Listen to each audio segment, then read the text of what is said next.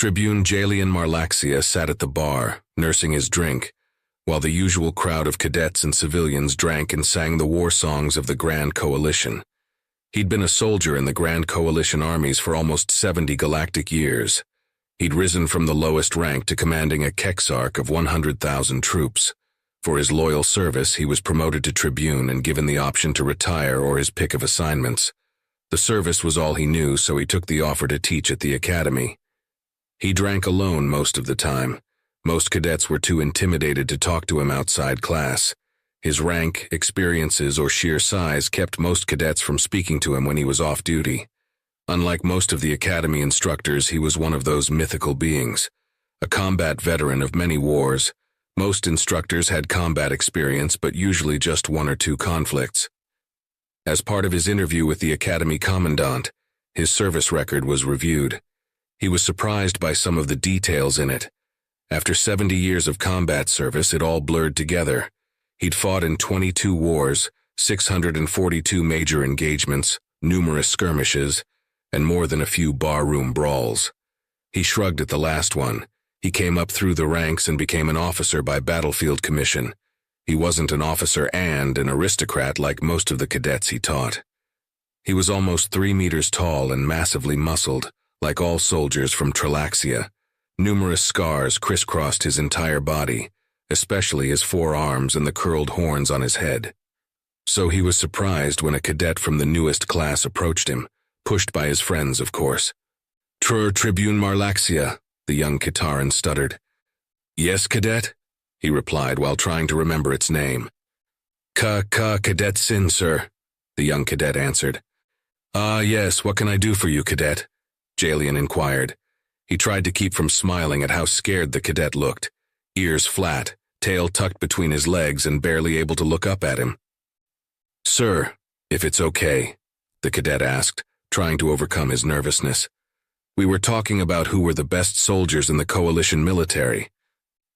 Is that all? Jalian chuckled. And how do you mean the best?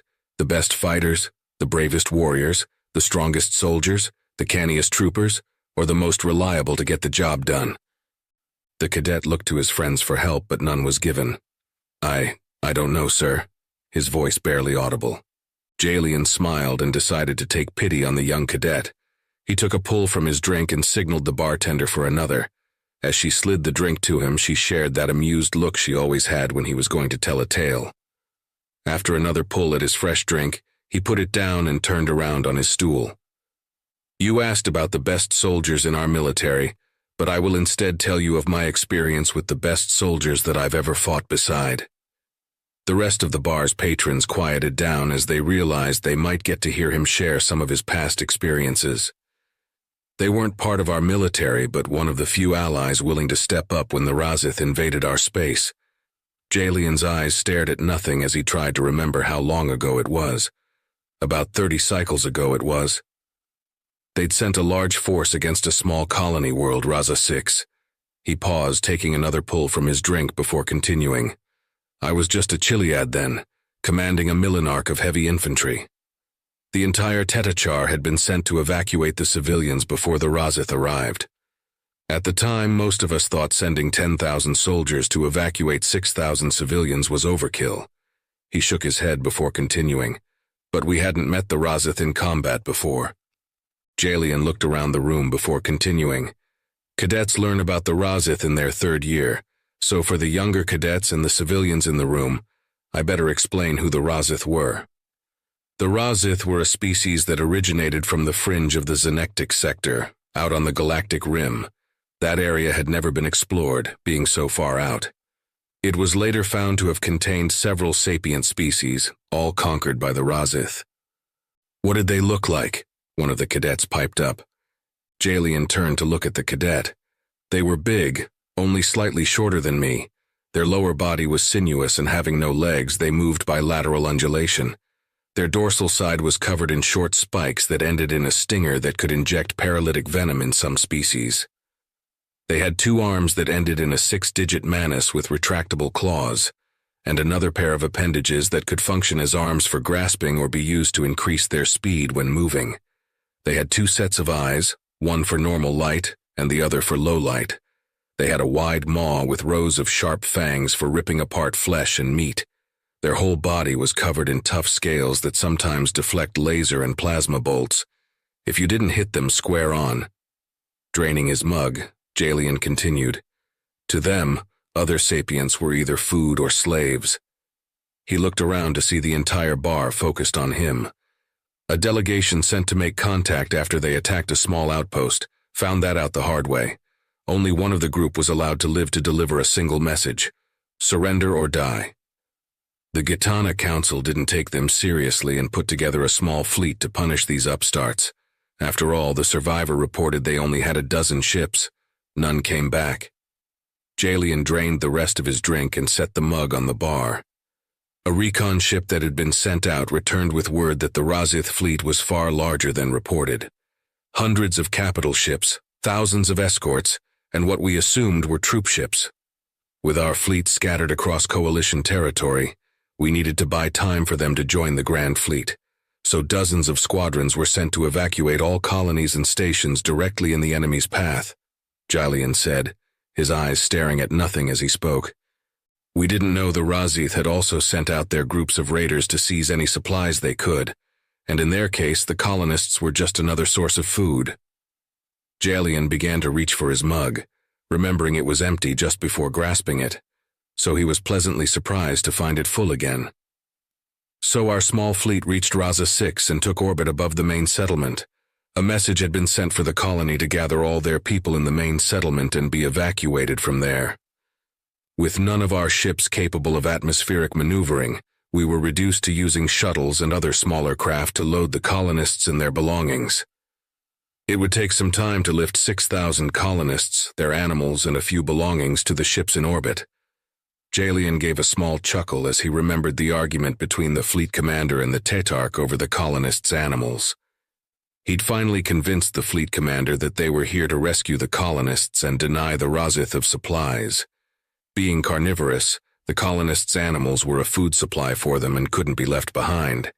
He also pointed out that simply destroying them to the point of being inedible would take too long, agitate the colonists, and significantly slow down the evac time more than just taking the animals would. One of the older cadets spoke up. "Sir, are you okay?" Bringing Jalian back to the present. "I apologize. I was lost in a memory. Now where was I?" He thought out loud. "Ah, yes, the evacuation," he said. "We'd been at it for several centacs when we received word of hostile ships entering the system.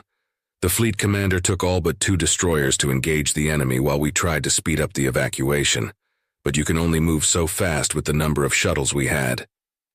Taking another pull of his drink, "Good thing it isn't very strong or I'd be under a table before I am done," he thought to himself.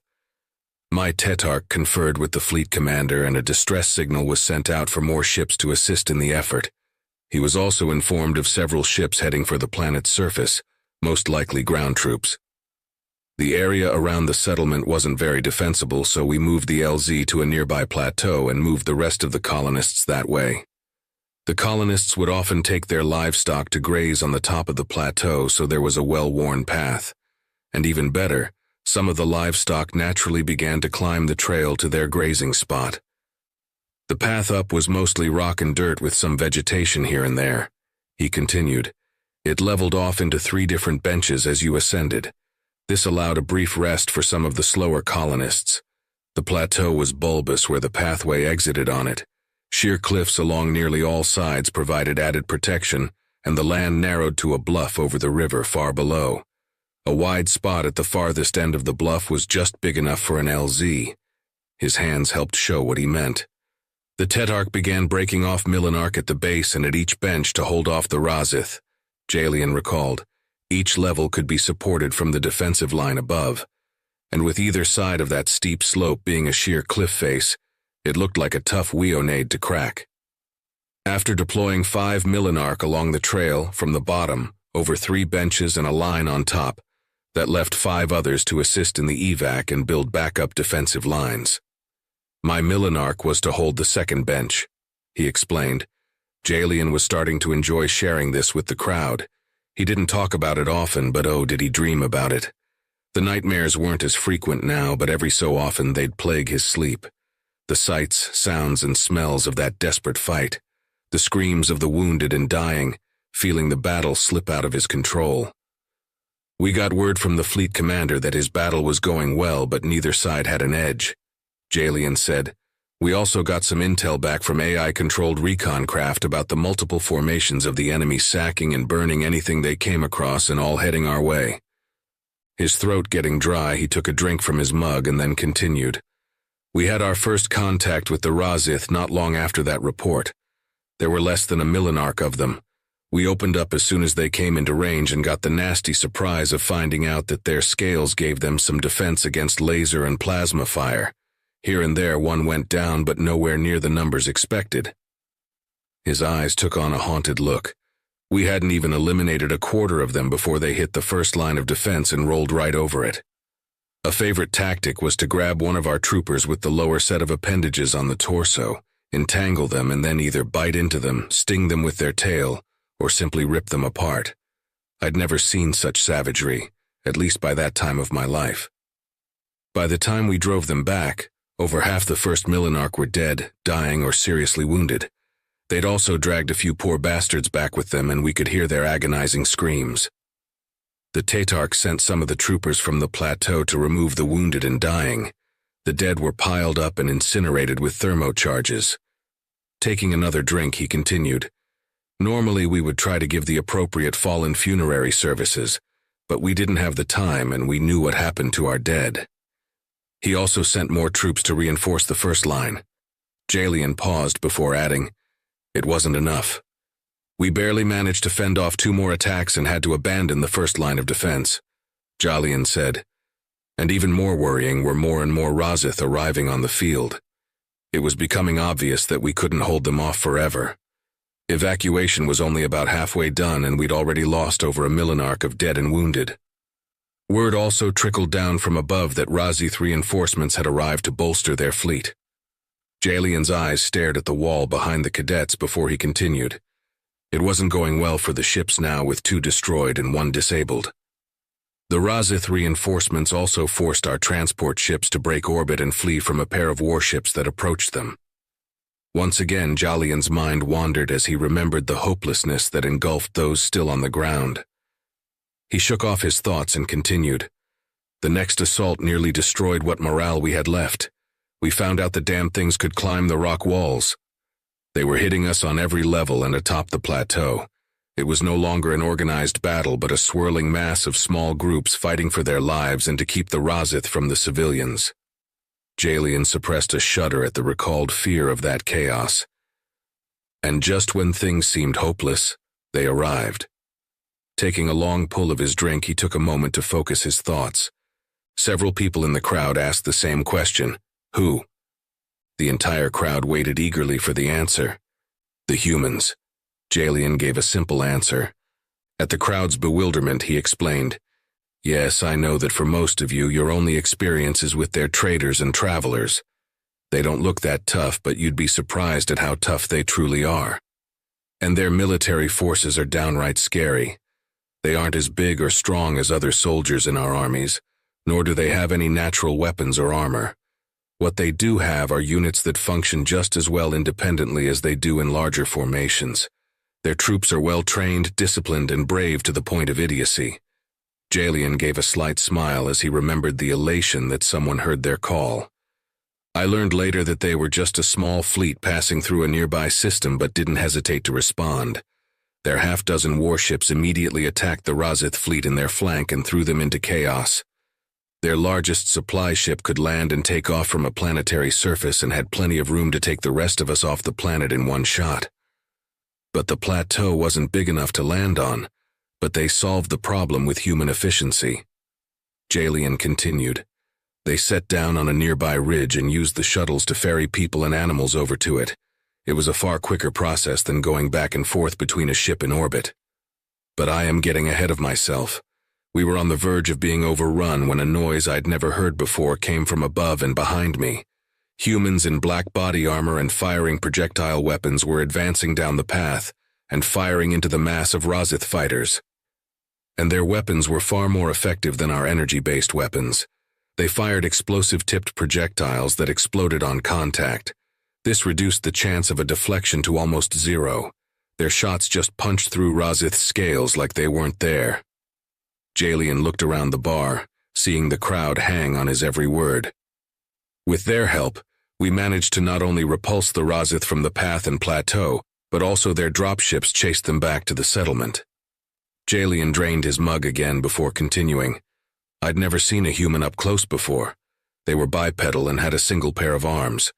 After their leader removed her helmet, I also saw they had 2 eyes on the front of their face and 2 ears on the side of their head. Directly below and between their eyes was a single proboscis and a single mouth with small teeth. Most of them had some form of fur-like tufts on their head. The human commander came up to me, evidently familiar with our rank badges, and greeted me. I was effusive in my reply because they'd just saved our asses. Forgive me if I don't recall our exact conversation, but it has been a long time since that day. Jalian tried to recall as much of the conversation as he could. She'd introduced herself as Captain Mendez of the United Terran Marines, and they thought they'd drop in to give a hand with these fucking Jabbas. One of the cadets asked, "What's a Jabba?" It was an insulting nickname for the Razith when I asked about it. She just called it a classical reference. They officially called them Gorgons. It refers to a creature from their ancient mythologies. Something to keep in mind, humans are fond of humor and understating the difficulty or danger of a situation. They are also fond of calling things by nicknames, which could be good or bad. Human military personnel most of all. Jalian recalled the enjoyment he got when they later taught him banter. If a human likes you, they like to joke around with you. That is usually a good thing. But I found very few things scarier than when a human is deadly serious. Jalian paused before continuing. When they get like that, some serious violence is about to happen. They always fight hard, but often in a more clinical fashion, like we do. But when a human soldier gets that serious, they will fight with a frightening level of ferocity. I was once on a scouting mission with 24 human Marines. We were investigating why a Barkiri settlement stopped responding to hails. It turned out that Bagrati pirates had hit the settlement and killed or kidnapped the people to sell at the slave markets. Jalian could still remember the anger he felt at the scene. But they didn't take the Barkiri children with them. They executed them. That was the first time I saw a human soldier become deadly serious. We caught up to those pirates, and even though they were outnumbered by the pirates, they killed every one of them and didn't lose a man. And they didn't just kill them. They beat many of them to death with weapons, tools, furniture, or just using their closed manus and boots. I saw one even use a Bagrati's arm to beat the pirate to death. This will be relevant later, I promise. As I was saying, the Marine captain introduced herself and we began exchanging tactical information. It was also around this time that I found out I was the most senior officer left alive and became in charge of this mission. Now that we knew they could simply climb the sides, we decided it was easier to form a defensive perimeter on top of the plateau. We only had a few more shuttle trips left in the evacuation, Jalian said. So we left a squad of human Marines on the last bench and started to build a defensive line across the neck of the bluff. We also dug out a sheltered area for the refugees to hide while waiting. That is also when I found out Captain Mendez only brought 250 Marines. I asked the captain about it and she smiled and told me, each Marine is worth 10 of those damn Jabbas, so we got them outnumbered. Several cadets laughed at that, enjoying the disdain shown to the Razith. I only had just over 4,000 combat-effective coalition troopers, 1,000 of which I sent to guard the human vessel, and to take all injured or dead. The Razith were horrible shots and preferred volume of fire over accuracy. I probably wouldn't be here if they could shoot worth a damn, Jalian said, kidding on the square. I placed half a Millenarch with the refugees and spread some pickets along the edge of the plateau. Meanwhile, the humans took position on the front line with a pair of rapid-fire railguns. We'd got the front line trenches and secondary breastworks dug when the squad of Marines came jogging back and said they were coming. Jalian took a pull at his nearly empty mug before continuing. I pulled in the pickets and we got ready to fight. The first wave came up on the trail, and as they burst onto the top, those rapid-fire railguns ripped them apart. Razith body parts were flying everywhere, and in no time they'd swept the plateau clean of Razith soldiers. But we got word many more were heading our way. They attacked from the trail and by climbing the sides of the cliffs. 10 times they came and 10 times we threw them back. The memory of the desperation came roaring back to him. The last time they got into the trenches where vicious melee combat broke out, the humans pointed out a weak spot under their chin that weapons fire or even knives could penetrate with ease. With this knowledge we gave better than we got, as an old human saying goes. But the cost had been heavy. More than half of my remaining troops were down, fortunately more wounded than dead. Jalian said, and despite their much stronger armor, less than 100 Marines were still able to fight. But a bigger problem was all but 2 shuttles were still flying. The Razith shot down 2 and damaged 5 others heavily enough to pull them from duty. At least we finished evacuating the last of the refugees and their animals. Now we were ferrying over our dead and wounded. The Razith came again, and we barely drove them back. Jalian paused before continuing. It was at that point we abandoned the trenches and moved everyone that was left to the second line. Unfortunately, the rapid-fire railguns were out of action. There were only 60 Marines and just over 1,000 coalition troops in the defensive lines. Jalian looked out at his audience and saw they were intently focused on his tail. I took about half my troopers and built one last fallback position, just before the bluff opened up to the LZ. After that, there was nowhere to go. Each successive attack chipped away at our shrinking defense force. A steady stream of wounded flowed to the LZ. But finally the last of us would be evacuated on the next 2 shuttles. And that was when tragedy struck.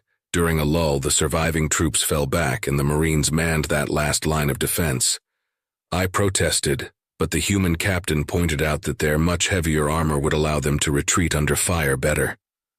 With a look of great sadness on his face, Jalian continued. Word came from above that a large number of Razith ships were inbound, and the surviving coalition ships and human ships were forced to scoop up all their escape pods and what survivors they could get to on the wrecked ships and fall back to the ships stationed above us. We'd have time for the last 2 shuttles to make a run and pick us all up, and then we'd have to lift off immediately. There was a very small window of time before the fleet could jump and the Razith reinforcements were in range. The first shuttle landed and I got the last of my Hail troopers and the last of the human and coalition dead and wounded. We lifted off to allow the other shuttle to land, but Razith's fire hit it and turned it into a brilliant fireball crashing into the valley floor below. 32 Marines, including Captain Mendez, were still down on the bluff. They'd fallen back to the LZ with the Razith not far behind. I rushed to the cockpit to tell the pilot to go back for them, but he told me they were too heavily loaded. I suggested abandoning the dead to make room. He agreed, and I called the captain to be ready for pickup, but she said there was no time. She ordered the pilot to return to their ship and dock. She then called the freighter and told them to lift off as soon as we docked. I protested, but the pilot replied he had to follow her orders. Jalian said, I was still in the cockpit when she called the human fleet commander and said those 3 words I will never forget. Drop. Thor's hammer. The human fleet commander made her repeat the order, and I could hear the sadness in his voice as he gave an affirmative to her reply. The captain simply replied, Oorah! Jalian drained his drink before continuing, and then I heard my pilot and what sounded like every human with a radio return the phrase. Our pilot mumbled something about Valhalla and practically crash-landed us in the freighter hangar. We hadn't even dropped the ramps before I heard the doors clang shut and felt the engines roar as we lifted off. I asked the pilot what the phrase "drop Thor's hammer" meant, and he just turned on a monitor hooked into the fleet feed from a recon drone. The Marines were surrounded by the Razith and fighting hard with most of them down. Jalian sighed. It was then I saw a streak of light race down and hit the LZ. It turned into a massive fireball, and then a massive plume of smoke and debris rose from it into a hurricane fruit-shaped cloud. I looked at both pilots and saw tears on their faces. One of them explained to me that drop Thor's hammer meant to drop a nuke on their position. I asked why she did it, and the pilot replied so we wouldn't try and risk the fleet by returning for them. And that is why I say they are the best I ever fought with. They came to help us when they didn't have to.